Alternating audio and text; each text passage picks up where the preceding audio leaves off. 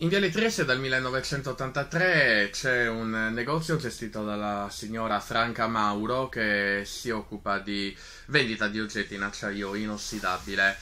1983-2017, 34 anni, qual è l'aria che tira oggi in Viale Trieste? Non è un'aria non buona, insomma, ecco. Viale Trieste è sempre stata una via commerciale, soprattutto di articoli industriali, prevalentemente a suo tempo, e anche oggi è una via, insomma, di buon passaggio. E sì, non c'è abbigliamento, non ci sono queste cose, però per il resto, insomma, si sta bene. Non abbiamo avuto mai nessun atto di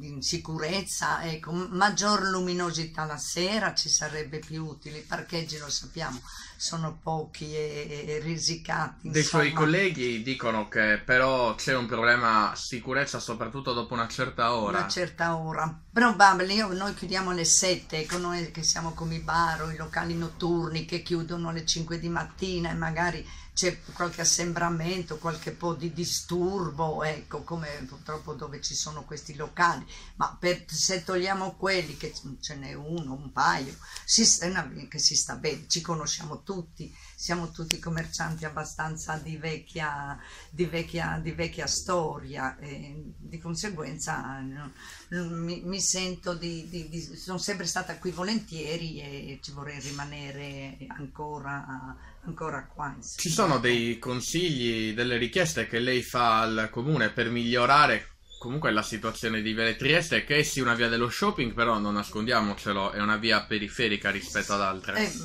ma non mi sembra, insomma, se passa magari avevamo il carabiniere di quartiere per un certo periodo e lo vedevamo molto di buon occhio, ecco, qualche pattuglia, qualche vigile, ecco, che faccia il suo giro e serve da deterrente, può essere utile, insomma, ecco, ma né atti vandalici né scorribande, non mi risulta, insomma, ecco, né caos, sarà sì, una certa ora magari di passaggio, qualche movimento, ma per il resto non c'è mai successo niente, ecco, per quanto mi riguarda, e neanche mi sembra ai vicini, nel vicinato.